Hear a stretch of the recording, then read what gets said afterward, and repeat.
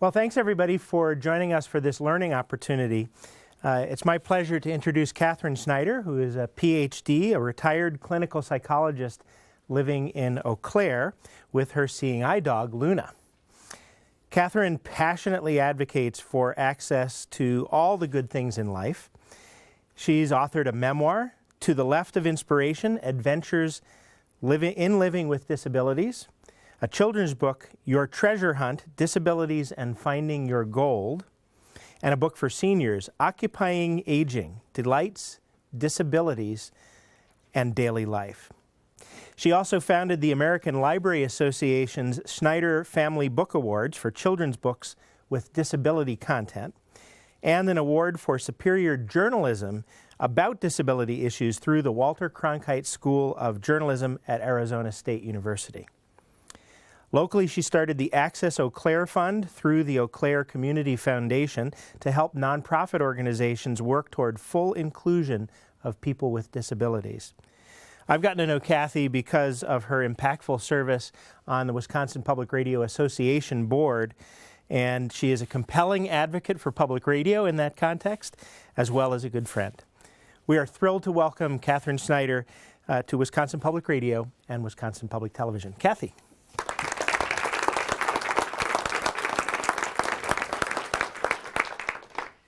It's an honor to be here today and to help make you more access able.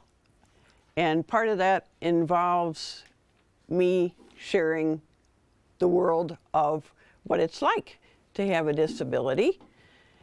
And a little bit of that as we go on, you'll hear about how we make different accommodations to get the same job done, but done slightly differently. So when this presentation opportunity came up, I was 68 years old and I thought I would get through life without ever doing a PowerPoint.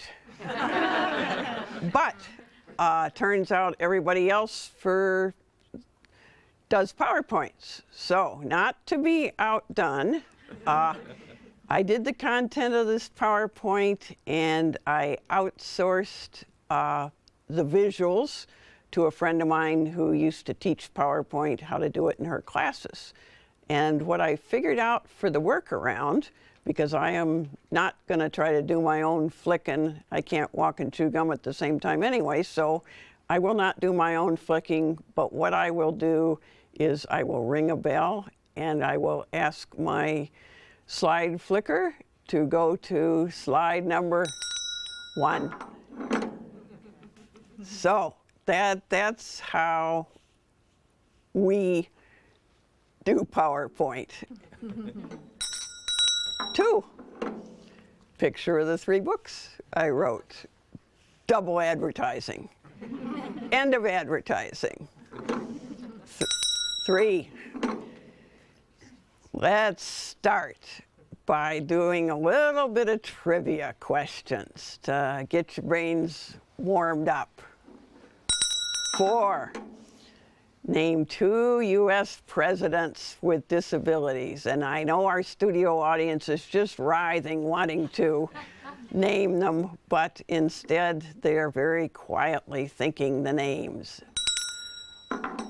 So on slide 5, we have people like FDR, Kennedy, Taft, Lincoln, and there's about 12 U.S. presidents that have had disabilities of one kind or another.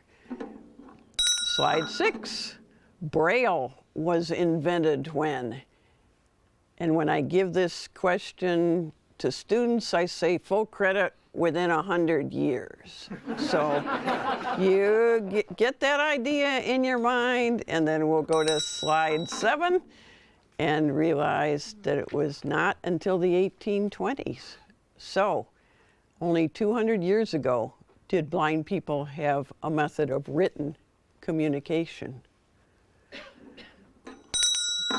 Number 8, Beethoven composed what symphony after he became deaf? Now, I could give you a clue and do a little whistling, but that was not my field of study. So 9, we have the answer. The Ninth Symphony. Slide 10, the first deaf college president, where and when. 11, we have our answer, Gallaudet University, 1988. Question on slide 12. The Help America Vote Act guaranteed secret ballot to people with disabilities in federal elections in what year? I think you will be surprised. 13, not until 2002.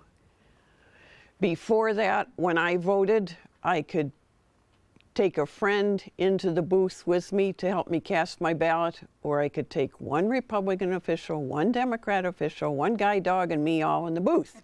Now, this did not feel like a secret ballot, although I'm sure everybody was confidential about it. The first time I voted independently using what people call the handicapped voting machine, which has a remote kind of a thing where you press big buttons and you wear earphones and it reads all the choices and you use the remote. First time I voted all by myself, I cried, because to me, that's part of what being an American is to have secret ballot. And I finally had achieved that.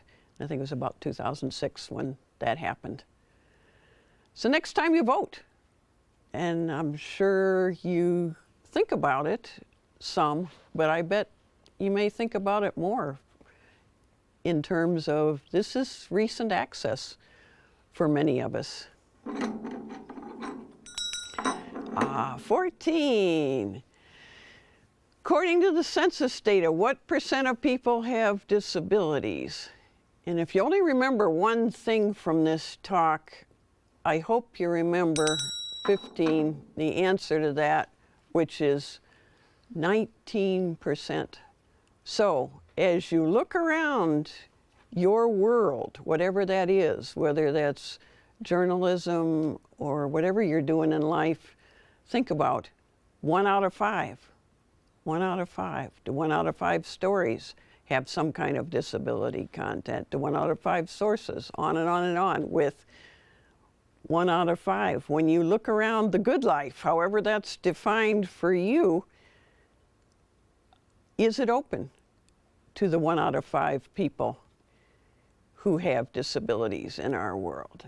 Now, if you went through that quiz and said, ooh, I didn't know quite all of them, that's fine. That's actually good, because that means that I'm going to give you a little bit of information about a world that's parallel to your world and intersects your world in a lot of ways, but that you may not have focused on in the past. So, 16, the world of people with disabilities. We'll talk briefly about statistics, language, stereotypes, images, realities. So, 17, the statistics, 19%, we already hit that one. Half of people over 65 will develop a disability. So I usually ask audiences, how many of you plan or hope to get to be over 65? Okay, so if that is you, it's no fair to look to your right and left and say, okay, well, you can have the disability piece. We don't know who's going to get the disability piece, but half of people over 65 will get a disability. And that means something like 1 out of 4 families has family member. So as you're thinking about, if you're in some kind of a business and you're thinking about market share, disability is a piece of that that you want to consider. 18, language. What are you gonna call us? Okay. Best thing to do is be accurate. For example, I am blind. That's a fact. It's not a dirty word, it's just plain a fact. I am not visually challenged or differently abled or some kind of a euphemism. I'm blind. That's it. Use accurate words. If you're giving care to somebody with dementia, you are a caregiver. You are not a caretaker. You take care of property. You give care to people. And language does matter because language kind of creates our reality. Many of you will have heard, oh, people first. You meet Kathy, say she is a person who is blind. Well, once you get these truisms down, then it turns around, things change. So that some people with disabilities, especially people from the deaf community, are nowadays asking that it be disability first. So they are a deaf person, and usually that's spelled with a capital D. So people first, maybe. Disability first, maybe. What's a poor human being to do? Poor human being, ask the person. If you want or need to refer to the disability piece, ask them. What do you want me to call it? Or what do you want it? How do you characterize your disability? And they may tell you something that you never would have thought of, but that's how they do it. No two people do the disability piece just like no two people do the packer-backer piece the same way. It depends. 19, stereotypes about those of us with different disabilities. Probably the biggest one is that people with disabilities are very different. They don't care about the same things as other people. No. We still want to love, work, play, pray, and enjoy the good things of life. Whether we have a disability and may have to do some pieces of that differently, same things. Another stereotype is that if you have one disability, you have many disabilities, so that people oftentimes shout when they're around me, because after all, they're cool, they've heard of Helen Keller, so deaf, blind go together. And now, I would hasten to point out, shouting at deaf people doesn't help either, but okay. So, or many times people speak to somebody else. If I'm with a sighted person, they look at the sighted person and say, what does she want? And it usually takes about 3 rounds of me answering the question before the person realizes, yeah, actually, she can talk, she can understand the question, so I can be directing and not have to go through an intermediary. And then there's the stereotypes that we're super people, we're inspirational, it's just amazing, kind of a stereotype. And you might say, well, geez, why don't you want that? Why don't you want to be on a pedestal? Well, people don't go out to coffee or out for a beer with somebody up on a pedestal. It's lonely up on a pedestal, and it's untrue. Most of us, whether we have disability or not, we're inspirational occasionally, and most of the time, not so much for any of us. So it's images, 20. There's an old access symbol and a new access symbol. And very few people in the Midwest are familiar with the new access symbol. It seems to be more known on either coast. But as you think about it, think about if that was you that was the wheelchair user, which one would you rather be? And maybe next time you get a chance and your local parking is, the signs are getting changed, maybe see about getting the new image instead of the old stationary image where the person is not moving, not going anywhere. 21. Ways of viewing people with disabilities. there's a very old way which views a disability as something morally wrong with a person. For example, back in Leviticus, it says somebody with a blemish can't offer temple service. So we may think, oh, well, that's 3,000 years ago. That is long gone, that we would view disabilities as a bad person. But it's not really long gone, especially with some kinds of invisible disabilities like alcoholism, like AIDS. Morbid obesity is a disability that a lot of times people view as bad, as in, well, a person could do something about it if they wanted to. Not necessarily. It is a disability. So we got the old moral model, shame on you kind of stuff in the back of our minds. Then there's the medical model, which says a disability is something that can be fixed, hopefully. So fix it. And or if you can't fix it, accommodate to it. Get the person a talking computer or do what you need to do to ameliorate the effects of the disability. Then probably the newest model of disability is a minority group model that says it's a kind of diversity, like any other kind of diversity. It is a piece of who that person is, and it's a piece that has both positives and negatives about it, and the person integrates it into their complete personhood in their own unique way. 22. Realities. Every individual's different. What I say, you may go up to somebody else who has a disability and say, well, I just learned that. And they may say, oh, that's full of bull. No, that's not how it is. Okay, everybody does it different. Not all disabilities are visible.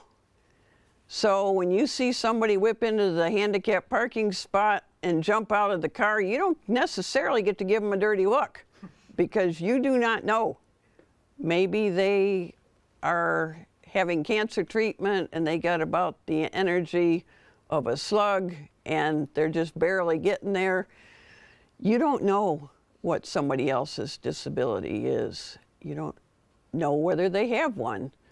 So if you look around your world and you don't see people with disabilities, don't assume they're not there. 19% is around.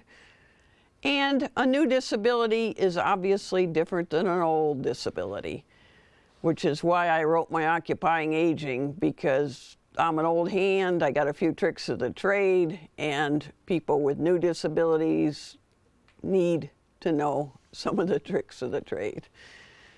Okay, 23.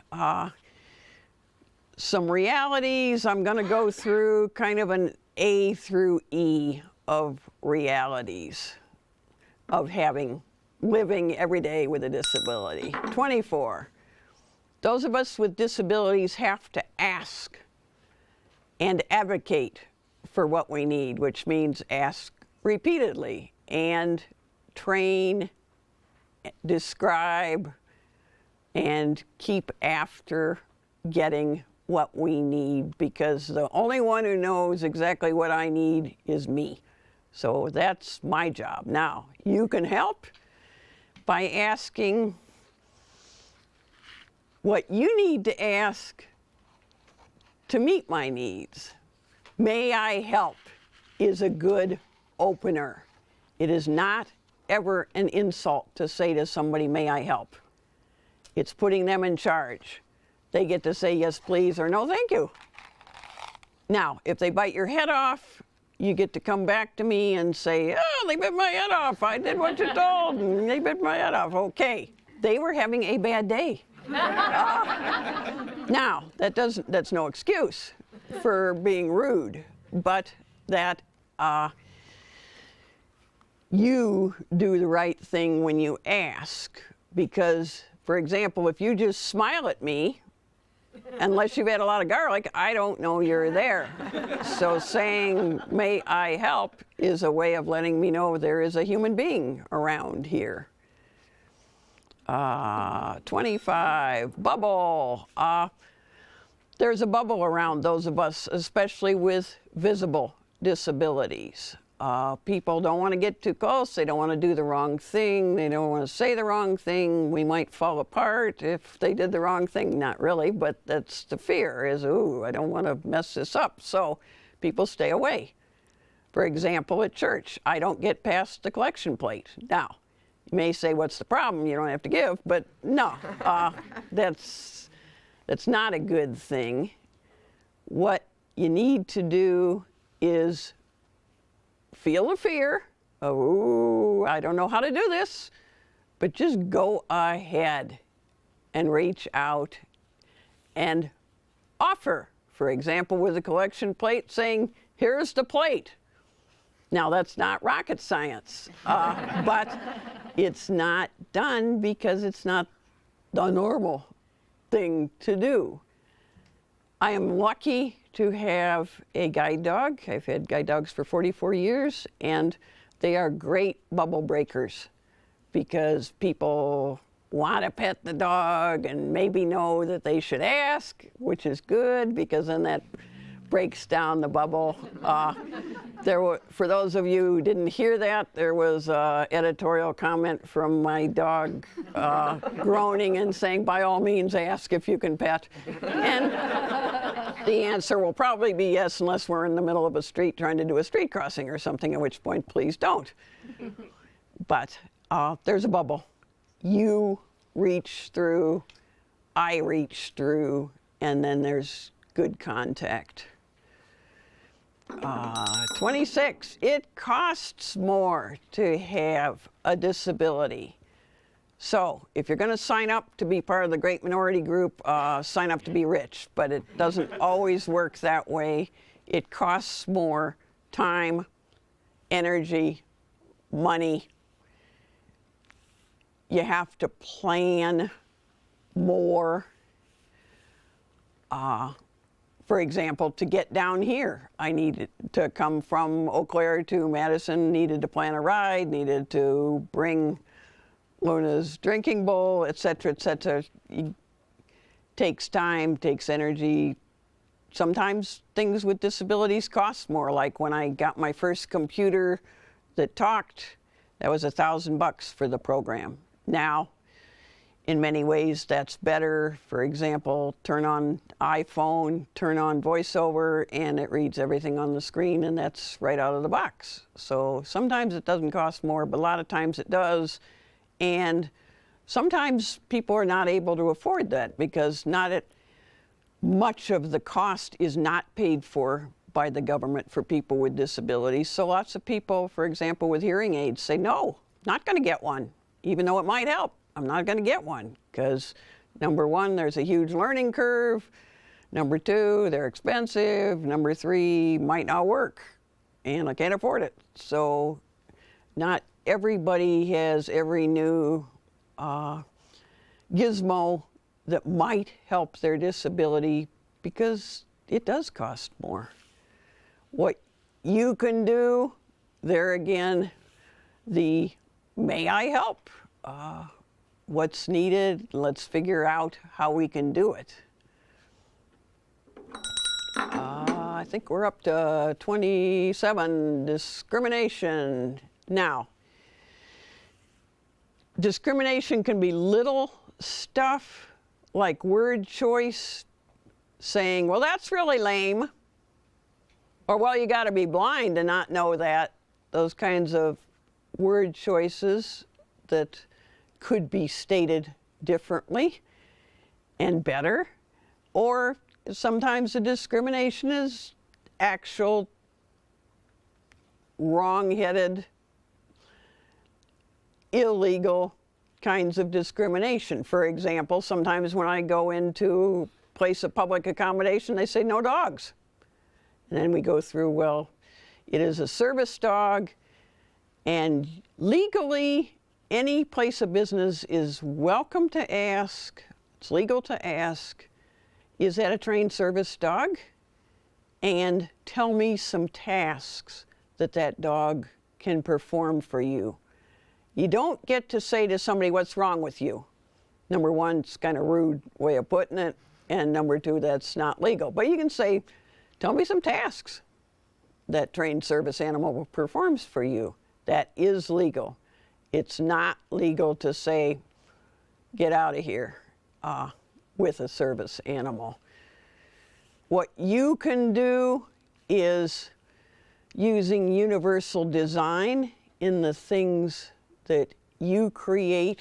For example, next time you're out there Facebooking a picture of a great sunset, instead of saying, wow, look at this, please write, wow, look at this sunset.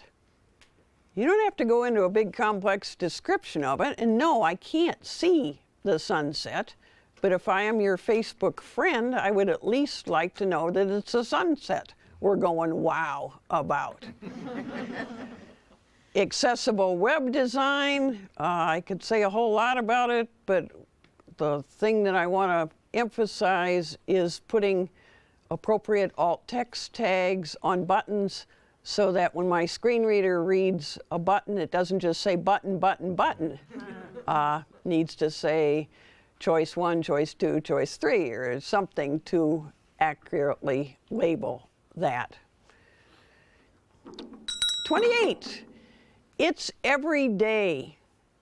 I don't wake up saying, oh, I'm blind, but it's there. It's every day. Most of the time, don't think about it. But when I'm in a new environment, you bet it becomes a bigger factor. What you can do about the everydayness of your friends and neighbors' disabilities, you can listen. Sometimes it's listening to them tell stories about something that happened because of their disability. You don't have to have the answer, but listening, walk beside, enjoy. Later we're going to get to some of the fun stories, because there are good things about having a disability. It's a different perspective. And learn from that person with a disability, because their world is different, and it's fun to learn about other people's worlds. So, 29, I'd like to talk about some basic etiquette kind of tips for interacting, some of which you've already figured out. Talk to the person. If you have trouble understanding them, ask them to repeat themselves however many times it takes, rather than just saying, oh yes dear, when you have not a clue what they've just said to you. Using your words, okay to use words like deaf or blind, avoid the words wheelchair bound, caretaker, they're not accurate, they're not appropriate. More tips. When you meet a blind person, greeting, tell them who you are. My least favorite is people who come up and say, oh, I know who you are. Well, great, I don't know who you are. Or, do you know who I am? Which, now that I'm old and cranky, I tend to answer, no, I'm sorry, I don't. I'll have to find somebody else who does. So, tell them who you are. Say bye when you leave a discussion with a blind person, because if you're on carpet, you may have walked off and they have not heard you leave, so they're having a great conversation and you're not there.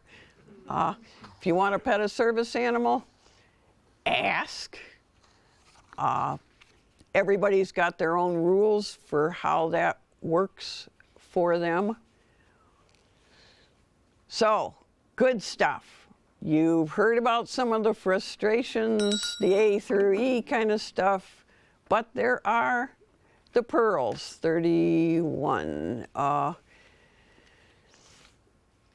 takes time to find the pearls, and you can't give them to somebody else.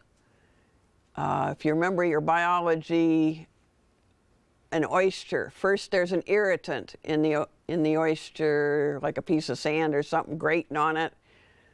And then there's enough calcium carbonate, oyster spit, whatever you call it, and it boils down to sometimes there's a pearl. So some of the pearls that I would like to mention,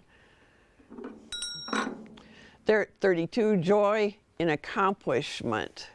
Like this PowerPoint, it took at least 2 people to make it, but I'm pretty proud of it. It's done. I can take that off my bucket list. What you can do, celebrate the accomplishment with a person. Please don't overpraise, don't condescend when somebody with a disability's done something.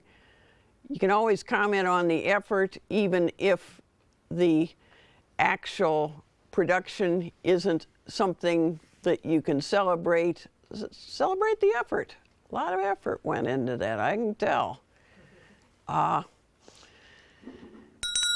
33, the funny stuff that goes along with the interactions between all of us with each other.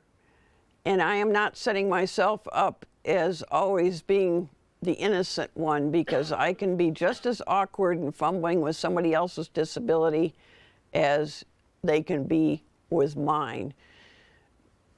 But things are worth laughing about.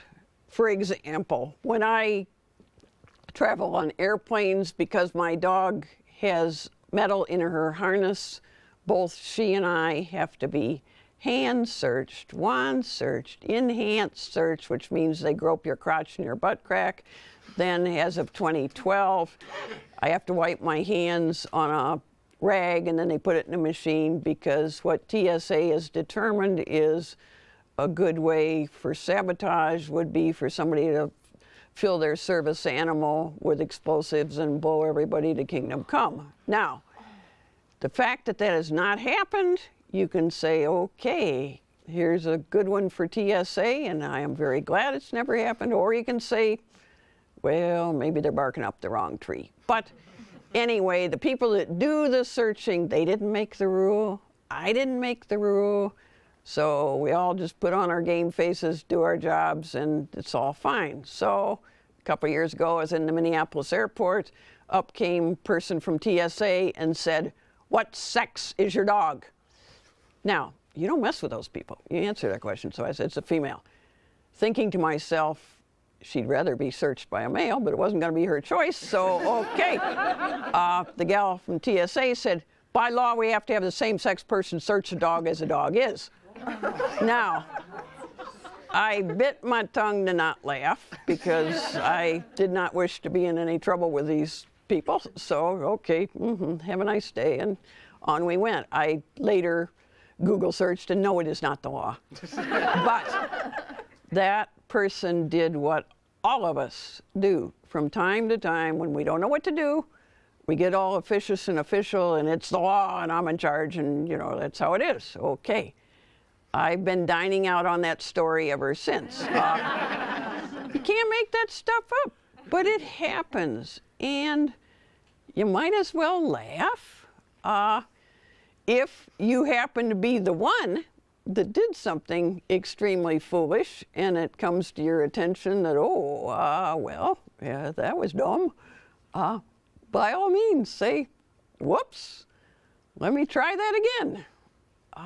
Because we all do err when we're around each other. 34, interdependence. I have a picture there of a Hopi Kachina doll called Tahabi, and it's a mobility impaired man being carried by a blind man, and it says, "You see for me, I'll walk for you." And that is a great description of life, in my opinion. I may know that every day more often than you do, but it's all of our lives. We got two hands, one to reach out and help, one to reach out and be helped. As I mentioned, I've had guide dogs for 44 years now. They're a great example of the kind of interdependence, because working with a guide dog is not just telling them left, right, forward kind of stuff. It's working as a team to accomplish the goal. So for example, when I go into a new building, I've taught my dog the word up, and she can find the stairs that I have no idea whether to tell her left, right, or where. We just keep walking, and I keep saying up, and eventually. Now, interestingly, each of my dogs, when they get to be about 7 years old, which is middle-aged for a big dog, instead of showing me the stairs, they often show me the elevator. They're that smart about doing things. There's a interdependence that I know about. For example, up till a couple of years ago, the only way I knew a $1 bill from a $5 bill was ask a person. I've been cheated once in 68 years of life. That ain't bad. I, as a psychologist, would not have thought that well of human nature.